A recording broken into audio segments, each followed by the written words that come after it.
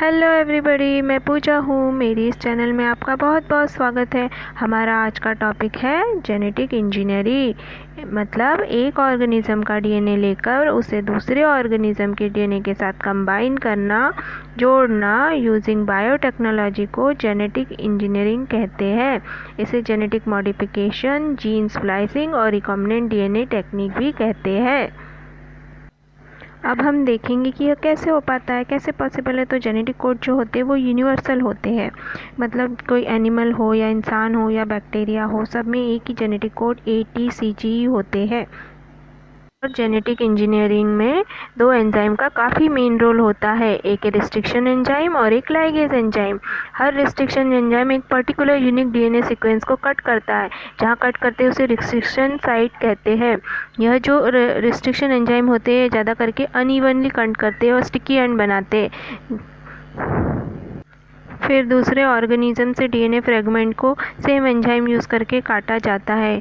क्योंकि same enzyme use करने से सेम स्टिकी एंड मिलते हैं, तो सेम एंजाइम से ही कट करना इम्पॉर्टेंट होता है।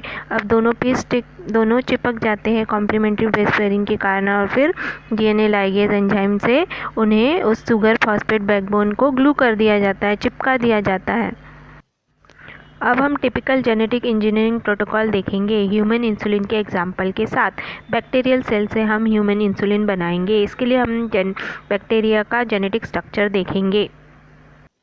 बैक्टीरिया के पास एक बड़ा सर्कुलर डीएनए होता है, एक छोटा डीएनए का लूप होता है जिसे प्लाज्मिड कहते हैं।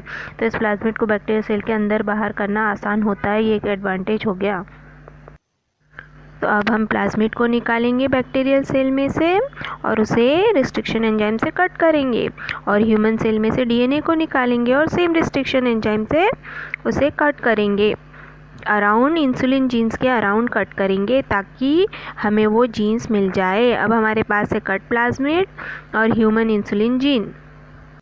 तो कॉम्प्लीमेंट्री बेस पेयरिंग और स्टिकी एंड के कारण ये नेचुरली बाइंड हो जाएंगे। फिर हम इन्हें लाइगेज एंजाइम से सील कर देंगे।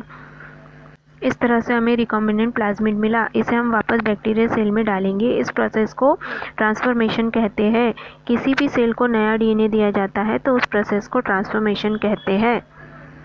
अब हम इन बैक्टीरियल सेल को रिप्रोड्यूस होने देंगे। हमें कुछ ही दिनों में हमारे पास मिलियन ऑफ सेल होंगे जिसमें ह्यूमन इंसुलिन के जीन होंगे। फिर हम इन सेल्स को इंसुलिन प्रोड्यूस करने देंगे, बनाने देंगे। फिर उस इंसुलिन को सेल से एक्सट्रैक्ट करके निकाल लिया जाएगा और डायबिटिक पेशेंट के काम आएगा। तो इस तरह से ये है जेनेटिक इंजीनियरिंग। और आपको ये वीडियो अच्छा लगा हो तो आप इसे लाइक कीजिए और मेरी चैनल को सब्सक्राइब कीजिए, शेयर कीजिए। Thank you for watching my video. Thank you very much.